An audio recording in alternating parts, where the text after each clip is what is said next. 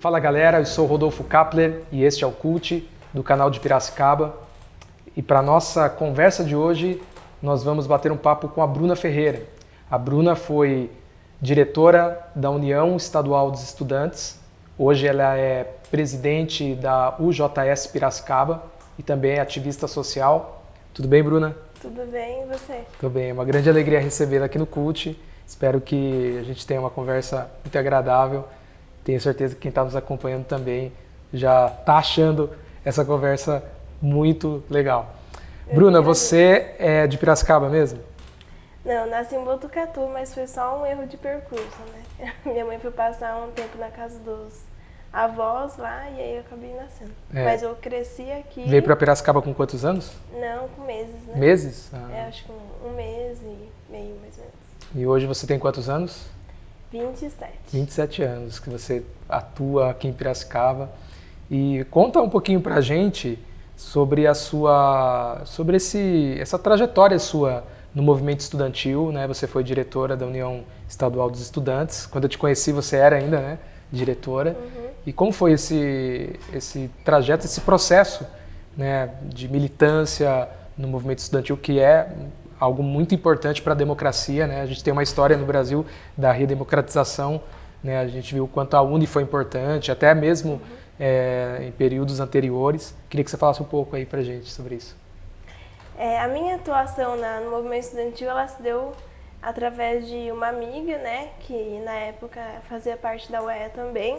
E aí eu fui passar uns dias na casa dela e acabei conhecendo a União Nacional dos Estudantes, né? Porque a gente estava num processo de mobilização para a Bienal, que é um festival de cultura e arte que a UNE faz a cada 2 anos.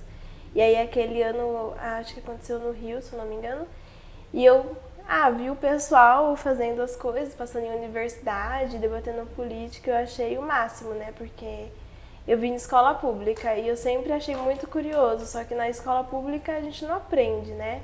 Não. Acho que nem na particular também, mas acho que na particular até aprende um pouco mais sobre filosofia, sociologia, política, do que na escola pública, né? Sim. E aí era uma coisa que eu queria muito ter contato, assim, e foi através disso que eu conheci o movimento estudantil, daí eu comecei a ajudar com pequenas coisas, né? Fazer parte das agendas, dos debates, e aí não parei mais. E aí logo um tempo depois eu já entrei para a UEA São Paulo e continuei fazendo, né, as construções. Na ocasião eu tinha passado na Unesp, né, na região ali de Dracena. Eu estava em Dracena e militava naquela região. Aí eu fui eleita vice-presidente regional da UE São Paulo naquela região. E aí depois, quando eu vim para cá, que eu fui estudar geografia na Unesp também, aí eu já entrei para a executiva da entidade e aí minha gestão acabou esse ano, né, no começo do ano, no meio assim mais ou menos, teve o congresso e aí eu entendi que preciso correr atrás de outras coisas, focar mais aqui em Pira, né, e acabei passando o bastão da minha cadeira na UE para outras camaradas. Mas se deu de uma forma bem resumida dessa forma. Eu quero perguntar para você o seguinte, qual a importância dos estudantes, dos jovens se envolverem com a política? Né? Porque a gente sabe que você mesmo falou, né, as escolas públicas, enfim, há uma tradição educacional no Brasil em que não se fala de política, né? Não se ensina do jeito correto, né? A política como ciência, né? A política como uma vocação. E então os jovens acabam se afastando da política, né? A gente vê, é bem raro, né, quando um jovem ele consegue se tornar um vereador numa cidade, né? Vira notícia, né? Olha, o cara virou deputado, o deputado mais jovem. Deveria ser uma coisa mais frequente, né? Os jovens estão aí, né? Sim. Estão presentes no tecido social, mas por que há um afastamento do jovem em relação à política? Ele acha muitas vezes que ele não tem o preparo devido para exercer um cargo público, ou ele acha que não é para ele, que ninguém vai levá-lo a sério. E por que você acha que é importante os jovens começarem a se envolver com política, os estudantes desde já? Então, tem uma frase, né, que a gente usa bastante. A consciência do povo daqui é o medo dos homens de lá. Então, eu começo a resposta com essa frase que demonstra muito o porquê dessa realidade que você apresentou, né? Infelizmente, a política, ela tradicionalmente no Brasil sempre foi feita de um jeito bastante elitista, né? E majoritariamente ocupada por homens ricos, né? Fazendeiros. Aí tem as bancadas, né? Da bala, do boi, da Bíblia. Mas tem esse perfil de homem mais velho, rico, milionário, conservador, com uma graduação, né, de no mínimo uma engenharia, uma faculdade, né? E essa realidade e esse jeito um pouco retrógrado de fazer política afasta as pessoas, o povo no geral, né? E aí os estudantes E principalmente os jovens, né? A juventude se afasta mais ainda porque, sim, não somos levados a sério, a gente tem que...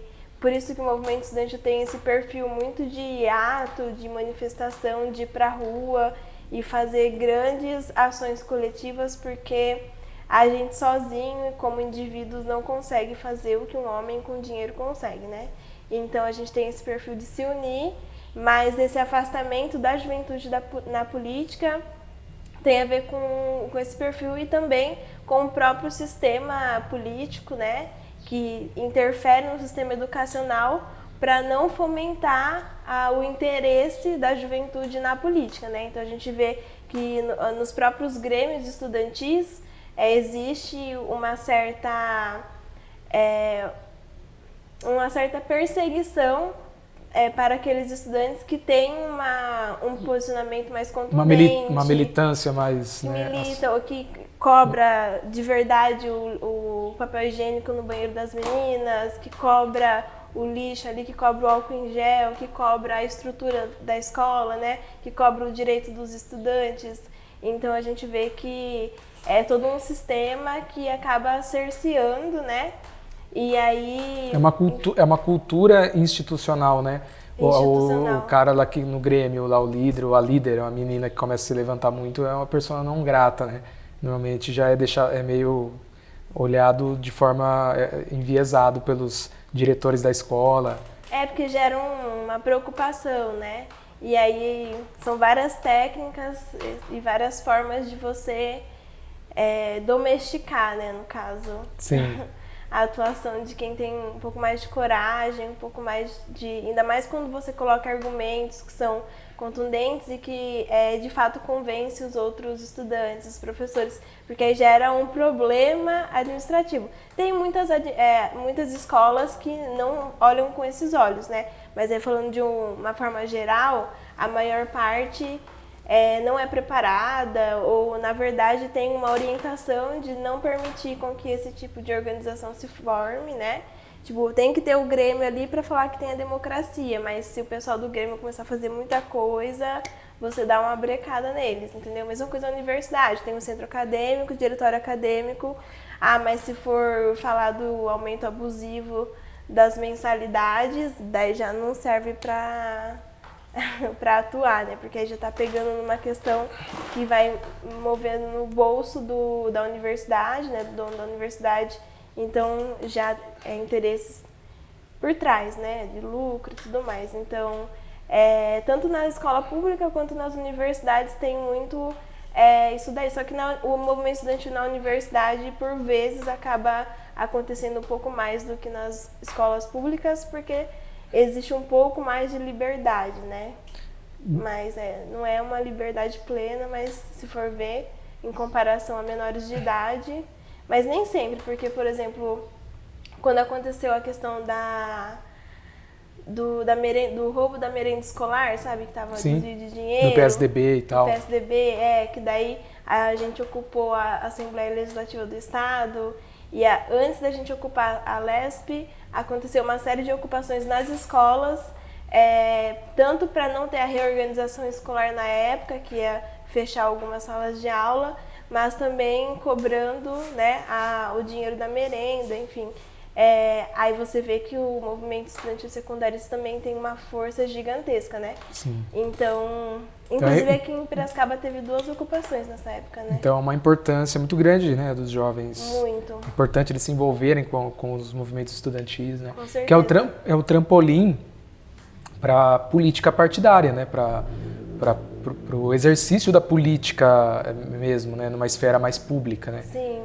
Então acho que tudo começa no movimento estudantil. Você pega a própria Uni, né? A gente tem grandes nomes, né? Sei lá, pensar concordando ou não concordando com a atuação desses políticos, foram grandes políticos no sentido de pessoas que ocuparam um espaço importante. O Serra, né? Foi um cara que teve uma militância na Uni e outros mais, a gente pensar, né? Grandes nomes surgiram ali do movimento estudantil, né? Aldo Rebelo foi Aldo eleito Rebelo. na Uni, Sim. Eleito aqui em Piracicaba, presidente da Uni, né? Na reorganização da democracia, redemocratização, né, do país. E foi presidente do Congresso Nacional, né? Então, imagina. E outras figuras, né? Que eu não estou me lembrando aqui, mas muitos, né? Começaram no movimento estudantil. O Poder Jovem, tem esse livro fala muito sobre isso. Assim, é uma escola de formação política, né? O que a escola não ensina, o que a universidade muitas vezes também não ensina, o movimento estudantil ensina. Então você aprende como que a estrutura da democracia funciona, as instituições democráticas, e é tudo na base de tentar e às vezes acertar, às vezes não acertar. E isso daqui é muito interessante porque você aprende na prática, né? Então não tem um manual ali do como fazer. Você aprende a organizar uma assembleia organizando a assembleia. Aí você vê que às vezes uma coisa dá errado aqui, outra coisa dá certo ali. Aí vai reajustando até que depois de um tempo você virou muito fera em organizar assembleias, né? Então inclusive, tipo, pensando em políticas públicas, pensar em projetos, saber o que eu vou apresentar para o governo municipal, o que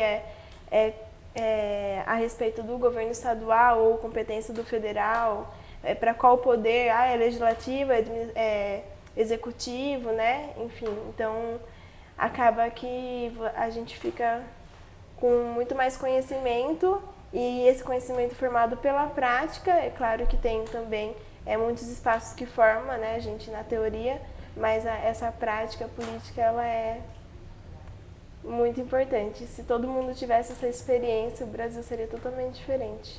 Bruna, há uma baixa adesão dos jovens em relação aos partidos, a filiação aos partidos políticos tradicionais, né? Sim. Eu fico pensando aqui, talvez essa baixa adesão seja por conta, pela falta de atualização dos partidos políticos, né? Então a gente tem as redes sociais, a maioria dos partidos políticos, é uma crítica geral, eles são muito analógicos ainda. Sim. Eles não se digitalizaram, então isso acaba impedindo os jovens de fazerem parte, né? O mundo é outro, né? A gente vive nessa revolução digital. E os partidos ainda estão bem atrasados, né?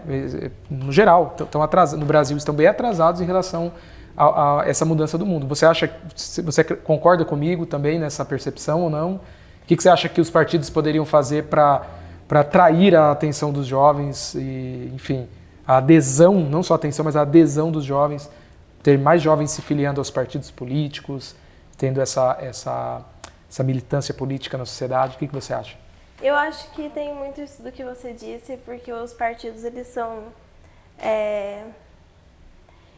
mantidos por tiozão, né? Engessados, não é? Tipo, a maioria, você vai ver o perfil, né? Alguns partidos têm a visão de mudar isso e com muito custo muda com passos muito lentos, assim, mas se você for ver, na sua maioria, é esse perfil do tiozão, né, com todo respeito, né, sim, não é figurativo, mas é o perfil do tiozão lá, que, né, na época dele nem celular existia, exatamente, nem internet existia, então existe até um conflito geracional aí, né? Sim. E aí é muito difícil. Porque você falou, é verdade, eles são, a maioria dos partidos no Brasil são muitos partidos, né? Mas vamos pensar os principais partidos. Os principais partidos no Brasil, eles são liderados, eles são organizados por figuras, por figurões já antigos, né? Sim. Então, realmente, acho que precisa ter uma reciclagem, né? Colocar mais sangue novo, colocar mais gente nova para ter proeminência, né? Sim, e também existe a questão do jovem, não só o jovem, né? Mas na sociedade a gente olha e a gente se identifica, né? Com as pessoas. Então a gente pode, sim, se identificar com as ideias que um perfil que é totalmente diferente do nosso está falando, mas na maioria das vezes a gente se identifica com algo que é semelhante ao que nós somos. Então, muitos jovens e adolescentes não se identificam com os partidos porque eles chegam, vê uma reunião de um monte de gente formada na faculdade falando, né, coisas que ele entende a ideia, mas não entende, às vezes, o linguajar, por exemplo, né? E não se identifica com aquele ambiente, né? E aí fica constrangido de participar, assim, né? Então, é um desafio que precisa acontecer, porque, infelizmente, a vida acaba pedindo uma reciclagem, né? De tudo. Então, Bruna, é uma necessidade. Você faz parte de um comitê, alguma coisa assim, de mudanças climáticas? Comissão de mudanças climáticas. Uhum. É interessante isso porque as mais recentes pesquisas geracionais, elas apontam para um fenômeno que está acontecendo com a nova geração, né, chamada geração Z, aqueles que nasceram de 1995 e diante, que o maior medo, ou um dos maiores medos ali da nova geração é em relação ao futuro. Então é uma geração que tem medo do futuro e, sobretudo, as questões relacionadas às mudanças climáticas. Então eles têm medo do que vai acontecer com o planeta. E isso tem, inclusive, motivado muitos casos de suicídios. Então tem aumentado, né, o número de suicídios entre jovens dessa nova geração, e eles estão com medo do futuro, estão se matando assim, né, em linhas gerais, porque têm medo do futuro, e quando eles olham para este tema das mudanças climáticas, eles ficam mais ansiosos, mais temerosos. Eu queria que você falasse um pouquinho sobre a sua participação nesse comitê, nessa comissão, quer dizer, de mudanças climáticas. A juventude se preocupa muito, e com razão, né? Porque a gente vê hoje o que os países considerados desenvolvidos fizeram com o meio ambiente deles, né? Inclusive, eles usam isso para justificar a atuação deles no nosso meio ambiente. E a gente vê que, assim, por mais que a gente tenha hoje no Brasil um código florestal muito bom, inclusive em comparação a de outros países, existe uma dificuldade muito grande do poder público fiscalizar do jeito que deveria, né? E aí a juventude se depara com o aquecimento global, com pandemias, com problemas de saneamento básico, falta de água. Então, assim, o desenvolvimento tecnológico aumenta, né?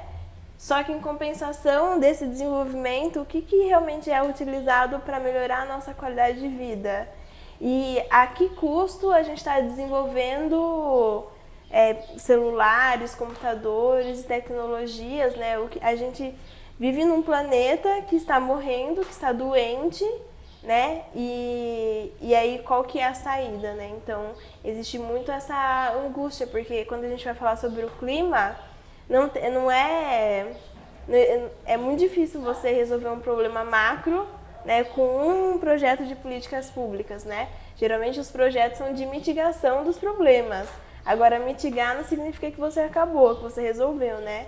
E aí, por exemplo, Piracicaba tem várias enchentes, vários momentos do ano. E a prefeitura até hoje não apresentou um projeto consistente que tenha a capacidade de resolver isso, né? E se a gente for pensar que a ausência desse tipo de preocupação e de um investimento de fato para conservar o meio ambiente, para melhorar a qualidade de vida, ela resulta em, por exemplo, você perder um rio, como é a Grande São Paulo, né? Que ali o Tietê já foi bonito, já deu para nadar, né? Mas hoje é impossível. É horrível, né? Até o cheiro quando você passa perto, né? Então a gente pensa, o Rio Piracicaba, será que vai se tornar isso?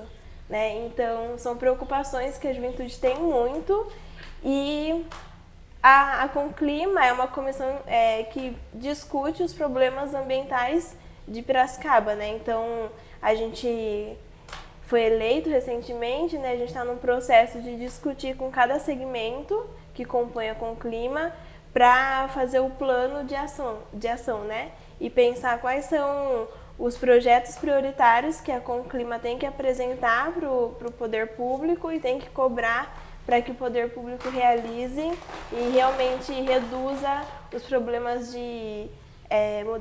do clima que a gente tem aqui em Piracicaba. E aí, quando a gente vai entrar, se aprofundar no tema, né, a gente vê que não é só uma questão de cuidar da água, cuidar da árvore, né? Porque quando você fala do clima, você está falando de tudo, né? Da qualidade de vida das pessoas, né? Está relacionado às emissões, né, de CO2 que são Sim, né, que as grandes empresas, né, as grandes multinacionais fazem. Sim, com certeza. E não existe um controle sobre isso, né? E aí você está também se preocupando, por exemplo, como que as usinas, as indústrias descartam o excedente, né? Que muitas vezes vai para os rios e contamina os rios. Então, o saneamento básico também, a prefeitura vê uma ocupação ilegal, né? E aí, ao invés de construir um projeto para apresentar uma possibilidade daquelas famílias se localizarem em um lugar que tenha saneamento básico, que tenha as condições de vida adequada, não, né? Manda a polícia, bate em todo mundo, acaba com aquilo como se fosse resolver o problema, né? Porque é um problema social que interfere na questão ambiental. Então, a gente vê, ainda mais na pandemia, que tá todo mundo no mesmo barco, né? Não existe isso de, tipo, isso não afeta na minha vida, afeta na vida de todos e todas.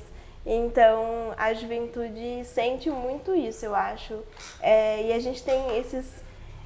Hollywood também ajuda um pouco, eu acho, né? Porque faz aqueles filmes, né, que você vê o futuro da Terra, aqueles robôs, tudo destruído, assim, sabe? Quente, sem árvore, sem nada, e, tipo... alguém pensando em vida lá em Marte, né? Aquela nave, uma coisa... Nossa, tudo horrível, né? Dá vontade mesmo de... Muito bom, Bruno. de pular da ponte. Mas não, né? Mas infelizmente a saúde mental da nossa geração tá complicada, né? Acho que sempre foi ruim, mas agora... Eu não sei, acho que a gente tem muito contato com muita informação e faz a juventude pensar em muitas coisas... que antigamente acho que não se pensavam nessa idade, né? Sim. Muito bom, Bruna.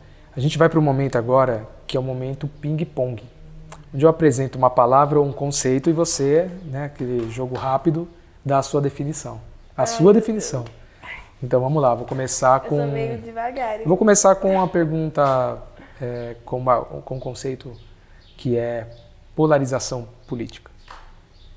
Eu tenho que definir? Você dá a sua definição. É péssimo. Greta Thunberg. Uma pessoa conhecida, não conheço muito. Da mudança climática lá, a menina que Sim, a sueca, né? Tá. Mas essas blogueirinhas assim eu não acompanho muito, não. Próximas eleições. Tensionadas. Movimento estudantil. Uma grande paixão. Livros. Necessidade. Jesus. Um grande homem. Muito bom. Agora a gente vai para o momento cult, que é um momento em que tanto o entrevistador quanto a entrevistada vai fazer suas recomendações de livros. Então, como é de praxe, né, eu sempre começo para dar o exemplo para o convidado que às vezes não sabe como que funciona o quadro. Eu vou indicar esse livro que eu li há 2-3 semanas atrás, Conversas Desconfortáveis com o Homem Negro, do Emmanuel Acho. Acho que é assim que fala, Emmanuel Acho. E é muito legal que o Emmanuel Acho foi um grande atleta americano, depois ele começou a trabalhar com a mídia televisiva, fazendo programas, comentários esportivos, né?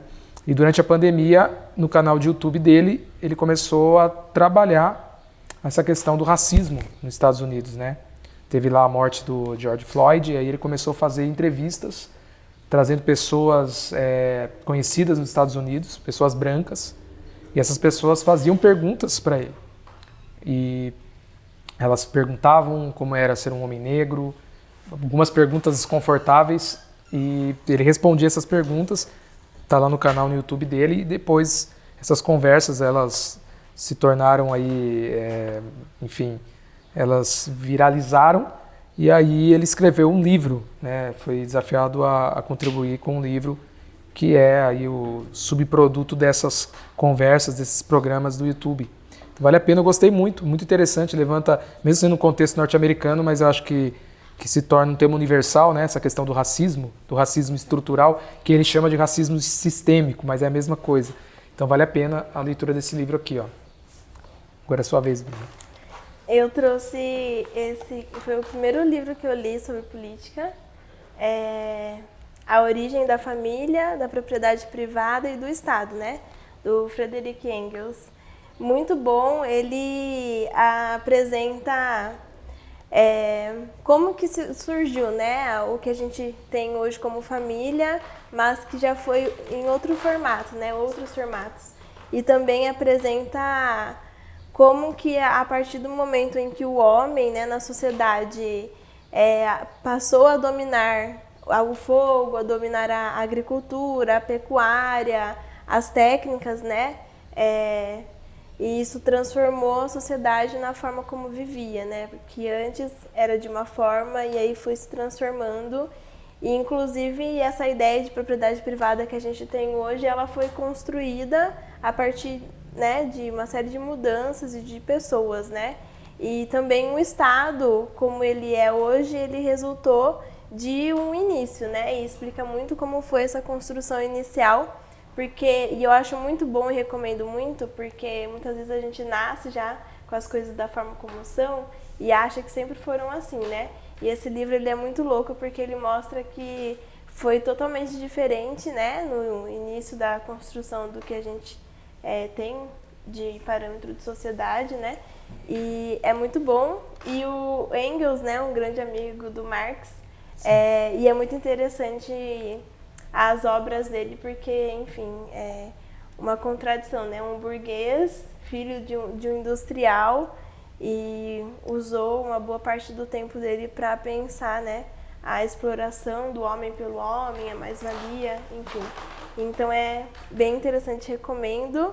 E não é um livro chato, assim, eu acho um livro bem divertido de ler. É um livro importante de ser lido, né? Um livro muito importante dentro a gente deveria ler na escola, da ciência política. Bruna, foi uma alegria conversar com você. Quero te agradecer pela aceitação do convite, por disponibilizar esse tempo para falar com a gente. Tenho certeza que a galera que acompanhou aí vai se interessar um pouco mais pelo tema da política, principalmente se forem jovens. Com certeza. Quero te agradecer. Eu que agradeço. Posso deixar um informe Pode. de um evento que a gente está... Fique à vontade, o espaço é seu. Semana que vem, né, no dia 14, a gente está construindo um sarau. Para quem não sabe, sarau é um evento de cultura e arte, então cada um apresenta, né, a sua revolta a partir de um formato artístico, poético. E aí a ideia é que todo mês, né, a gente construa um sarau, e aí o nome que a gente deu é o Sarau da Resistência. E nesse mês a gente vai falar sobre o tema da Pinacoteca, que é muito importante, né? Então, hashtag Fica Pinacoteca, e estão convidados domingo, dia 14, às 3 horas da tarde, no Largo dos Pescadores. Muito obrigada pelo convite, adorei o espaço, adorei o programa, né? E te acompanho sempre, então estamos juntos. Estamos juntos, Bruna. É isso aí, galera. A gente chega no final de mais um Cult. Eu já deixo o convite para o próximo programa, sempre com conteúdos novos. A gente está trazendo sempre pessoas interessantes aqui da cidade e até de outras partes do Brasil. E quero pedir para você se inscrever no nosso canal. Se inscreva aí, canal de Piracicaba, se torne um inscrito do canal, dá uma força para o canal, uma força para a gente. Quero também desafiar você a deixar um like aí e ativar os sininhos das notificações para você receber informações dos novos conteúdos que saem toda semana no canal de Piracicaba. Valeu, galera. Isso aí.